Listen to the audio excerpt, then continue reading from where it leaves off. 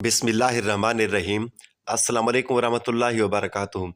नाज़रीन, कब्र का अज़ाब जहन्नम के अज़ाब से कहीं ज़्यादा सख्त है।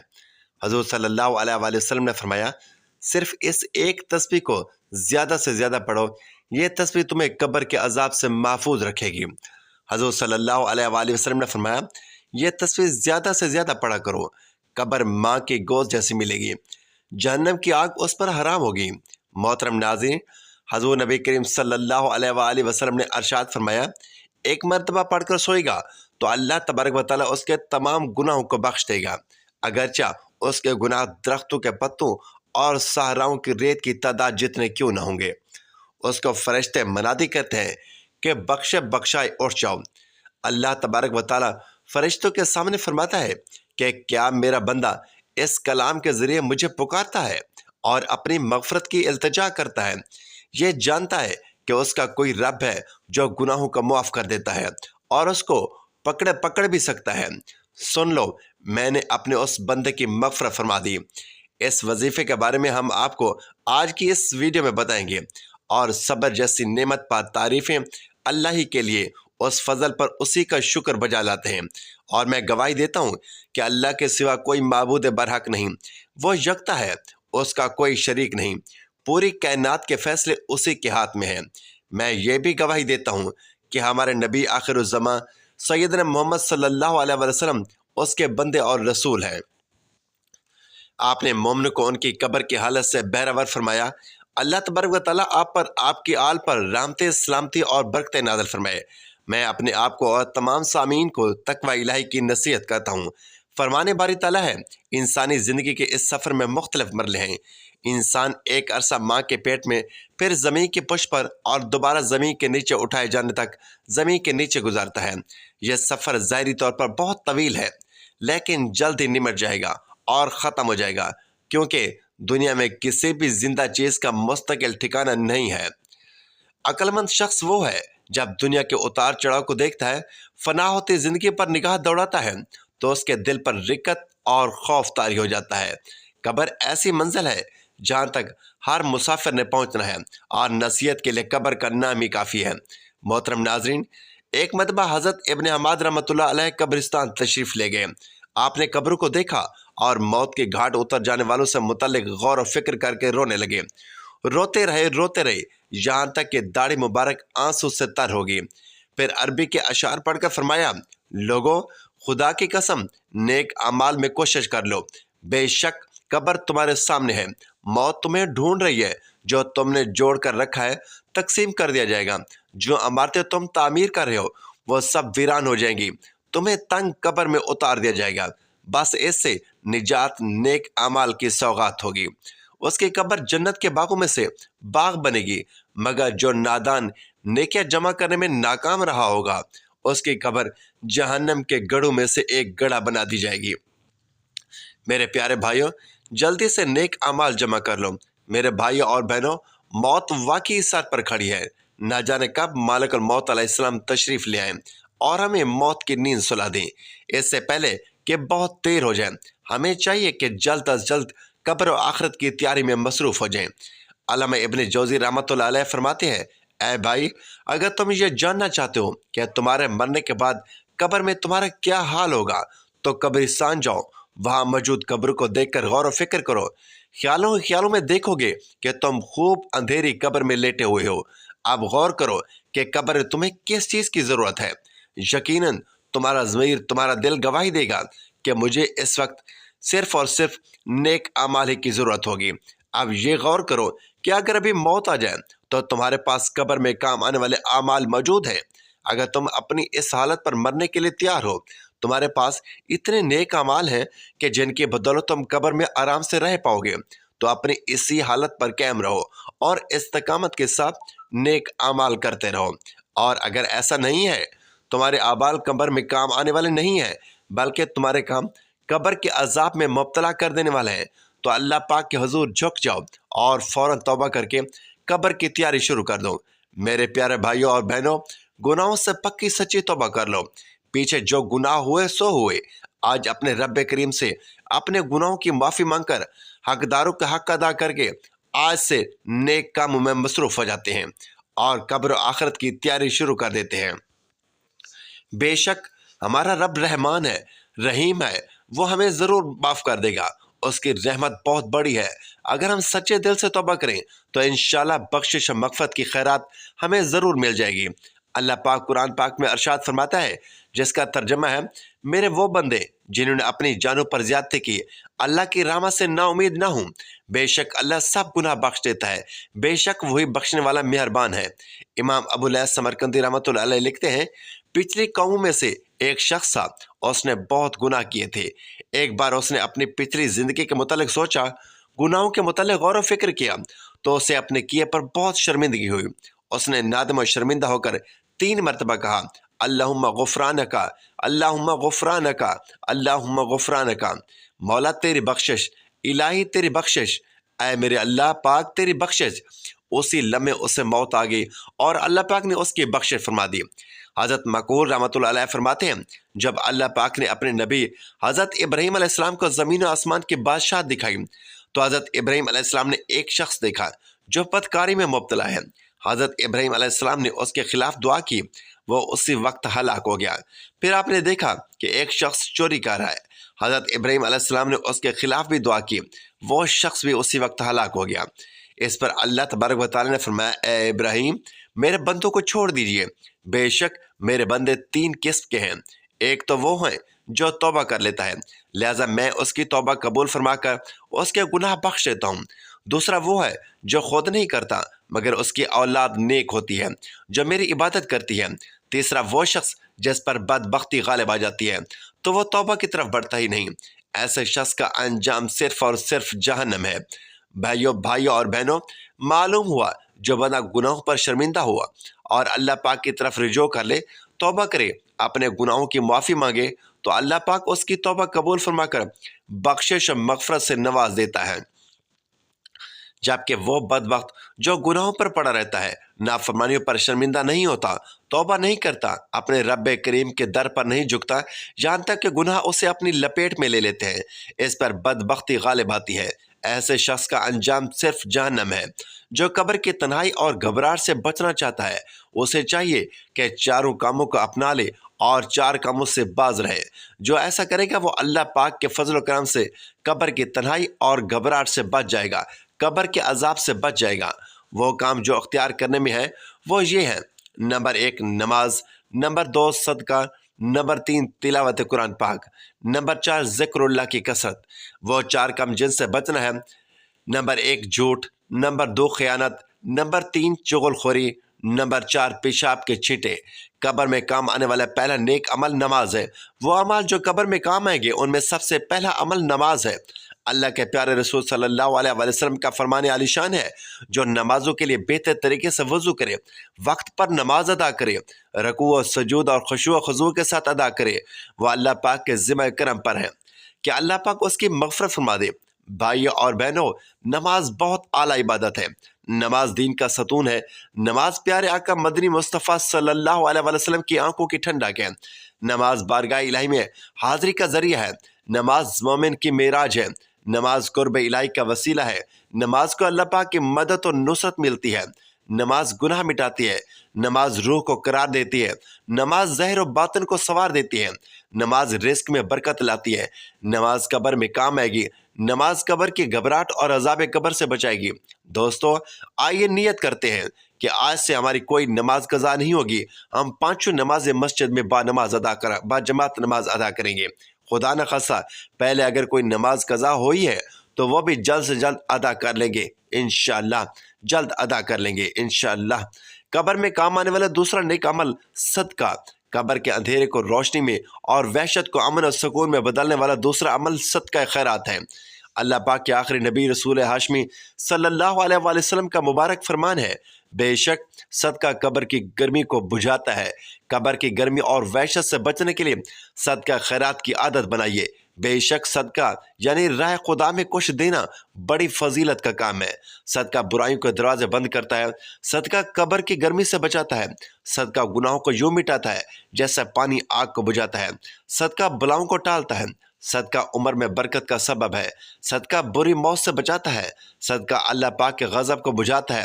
صدقہ کرنے سے رزق میں برکت ہوتی ہے، صدقہ خیرات سے غربت مٹتی ہے، صدقہ رحمت الہی پانے کا ذریعہ ہے۔ لہٰذا آج کے بابرکت دن سے صدقہ خیرات کرنے کی اچھی نیت بھی کر لیجئے۔ زکوٰۃ فرض ہوتی ہو تو پوری زکوٰۃ ادا کرنے کی نیت کر لیں، صدقہ دینے کی نیت کر لیں۔ اس کے علاوہ نفل صدقات بھی کرتے رہنا چاہیے۔ جو بیچارے غریب ہیں، آمدن کم ہے، ان کو فرصت نہیں ہے، ان کو بھی چاہیے کہ کچھ نہ کچھ ضرور صدقہ کریں، چاہے 1 روپیہ ہے کیوں نہ کرنا پڑے، بہرحال صدقہ کرنا چاہیے۔ قبر میں کام آنے والے نیک اعمال میں تیسرا نیک عمل تلاوت قرآن کریم ہے۔ قرآن کریم اللہ پاک کا کلام ہے۔ تلاوت قرآن سے رحمت الہی ہے۔ تلاوت کی برکت سے مصیبت ٹلتی ہے، تلاوت کی برکت سے غم دور ہوتے ہیں۔ تلاوت کرنا سنت مصطفیٰ صلی اللہ علیہ وآلہ وسلم ہے۔ تلاوت کرنا صحابہ کرام رضوان اللہ علیہ اجمعین کا طریقہ ہے۔ تلاوت قرآن پاک قیامت کی ہولناکیوں سے بچاتی ہے، اور تلاوت قرآن پاک کی برکت سے قبر روشن ہوتی ہے۔ حضرت ثابت بنانی رحمۃ اللہ علیہ روزانہ ایک بار ختم قرآن پاک کیا کرتے تھے۔ آپ ہمیشہ دن کو روزہ رکھتے اور ساری رات اللہ کی عبادت کرتے۔ جس مسجد سے گزرتے اس میں 2 رکعت نماز نفل ضرور پڑھتے۔ نماز اور تلاوت قرآن پاک سے آپ کو خاصوں سے محبت تھی۔ آپ پر ایسا کرم ہوا کہ رشک آتا ہے۔ منقول ہے کہ جب بھی لوگ آپ کے مزار پاک کے قریب سے گزرتے تو قبر انور سے تلاوت قرآن پاک کی آواز آ رہی ہوتی تھی۔ بھائیوں اور بہنوں، آج سے نیت کیجئے کہ قبر کی وحشت و تنہائی سے بچنے اور نیکیاں کمانے کے لیے ہم بھی تلاوت قرآن پاک کیا کریں گے انشاءاللہ۔ ماہ رمضان المبارک بھی تشریف لانے والا ہے۔ اس بار رمضان المبارک میں پورا قرآن کریم مکمل پڑھنے کی نیت کر لیجئے، بلکہ ایک کیوں کئی قرآن پاک پڑھنے کی نیت کیجئے۔ امام اعظم رحمۃ اللہ علیہ رمضان المبارک میں 61 قرآن کریم ختم کیا کرتے تھے، جس سے ہو سکے امام اعظم رحمۃ اللہ علیہ کی پیروی کرے۔ دن رات تلاوت قرآن پاک میں مصروف رہے، انشاءاللہ الکریم برکتیں ہی برکتیں ہوں گی۔ رمضان المبارک آنے سے پہلے بھی تلاوت کرنی ہے، آج ہی سے تلاوت شروع کر دیجئے۔ اللہ پاک ہم سب کو توفیق دے۔ قرآن پاک اور تلاوت قرآن پاک سے ایسی محبت ہو کہ سب فضولیات چھوٹ جائیں اور ہم بس قرآن ہی کے ہو کر رہ جائیں، آمین۔ الحمدللہ ماہ رمضان المبارک کی آمد ہے۔ روزوں اور سیر و افطار کے ساتھ ساتھ تراویح کی بھی بہاریں ہوں گی۔ علماء کرام نماز تراویح میں قرآن کریم سنانے کی سعادت حاصل کریں گے، اور خوش نصیب عاشقان رسول صلی اللہ علیہ وسلم قرآن کریم سن کر ثواب کمائیں گے۔ اللہ کریم ہمیں بخیر و عافیت رمضان تک پہنچائے، ہم روزے بھی رکھیں، تلاوت بھی کریں، اور خوب ذوق و شوق کے ساتھ نماز تراویح بھی ادا کریں۔ اللہ پاک کے آخری نبی رسول ہاشمی صلی اللہ علیہ وسلم نے فرمایا، جو رمضان میں ایمان کے ساتھ اور طالب ثواب کے ساتھ قیام کریں، اس کے گزشتہ صغیرہ کبیرہ گناہ معاف کر دیے جاتے ہیں، بخش دیے جاتے ہیں۔ اللہ پاک ہمیں قبر کے عذاب سے محفوظ فرمائے۔ قبر کی تنگی وحشت سے بچنے کے لیے ہم نے کل 8 کام سنے، ان میں سے 4 کام اختیار کرنے، نماز کی پابندی کرنے، صدقہ و خیرات کرنے کی عادت بنانے، کثرت سے تلاوت کرنی اور ذکر اللہ کی کثرت کرنی ہے، اور 4 کام سے بچنا ہے۔ جھوٹ نہیں بولنا، خیانت نہیں کرنی، چغل خوری سے بچنا ہے، پیشاب کے چھینٹوں سے بچنا ہے۔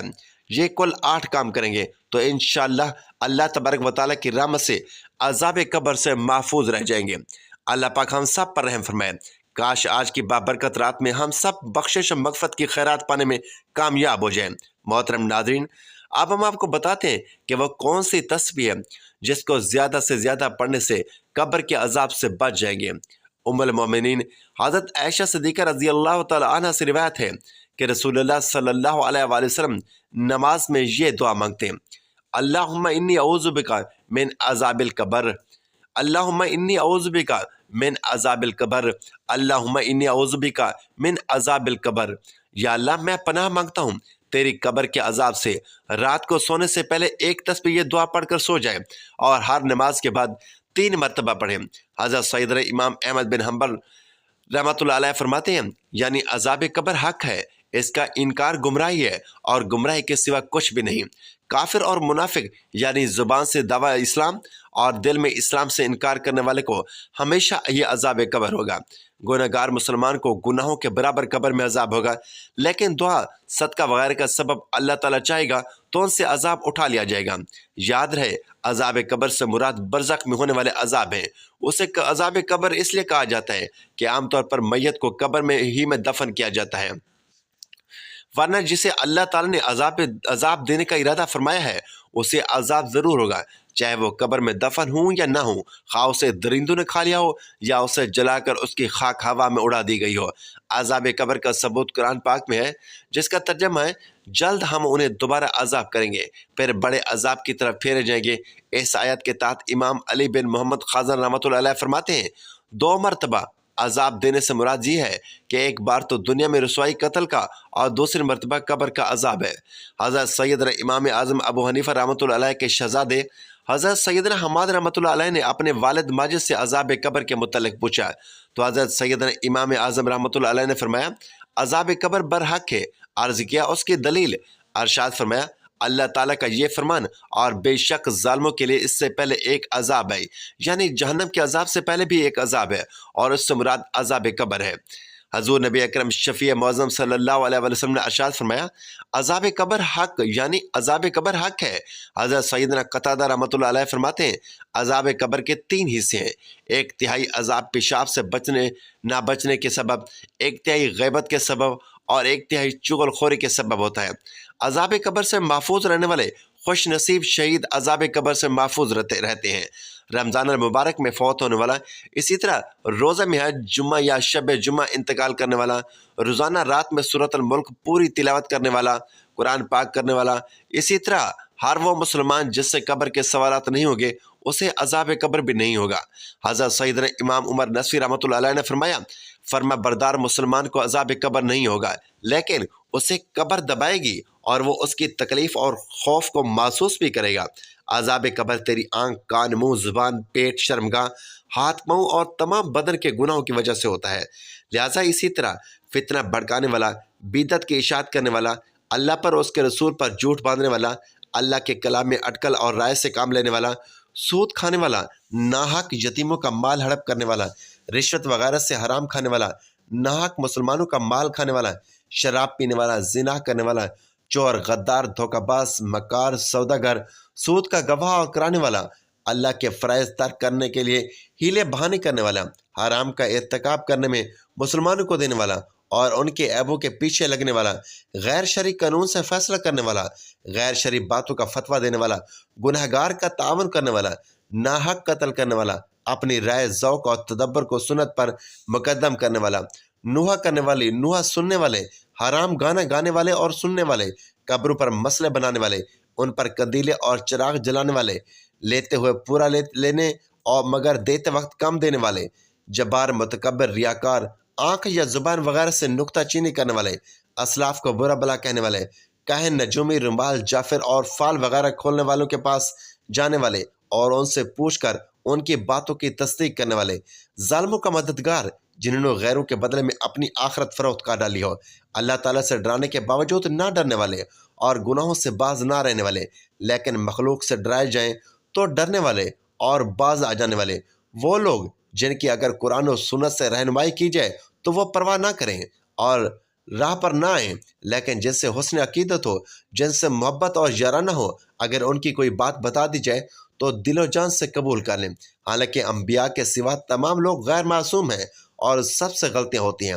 وہ جنہیں قرآن سنایا جائے تو اسے متاثر نہ ہو بلکہ گھبرانے لگیں، لیکن اگر شیطانی کلمات، زنا کا منتر اور نفاق کا مادہ سن لیں تو کھل جائیں، دل میں بے حد مسرت محسوس کرنے لگیں، دلی خواہش رکھیں کہ گانے والے یا گانے والیاں خاموش نہ ہوں، اللہ کی جھوٹی قسم کھانے والے، غیر اللہ کی جھوٹی قسموں کو کسی حال میں بھی نہ ترک کرنے والے، خواہ کتنی سخت سزا کیوں نہ دی جائے، گناہوں پر فخر کرنے والے اور اپنے بھائیوں اور دوستوں میں دل کھول کر بے پرواہی سے خوب گناہ کرنے والے، وہ جن سے لوگوں کی عزتیں اور مال محفوظ نہ ہوں، بدن زبان بدخلق جن کے غنڈے پن کی وجہ سے لوگ ڈریں، آخری وقت نماز پڑھنے والے، مرغ کی طرح نماز جلدی پڑھنے والے یعنی مرغ کی طرح ٹھونگے مارنے والے اور اللہ کا ذکر نہ کرنے والے، خوشی سے زکوٰۃ نہ دینے والے، قدرت کے باوجود حج نہ کرنے والے، قدرت کے باوجود حقوق ادا نہ کرنے والے، حرام نگاہ سے، حرام کام سے اور حرام لقموں، حرام قدم سے نہ بچنے والے،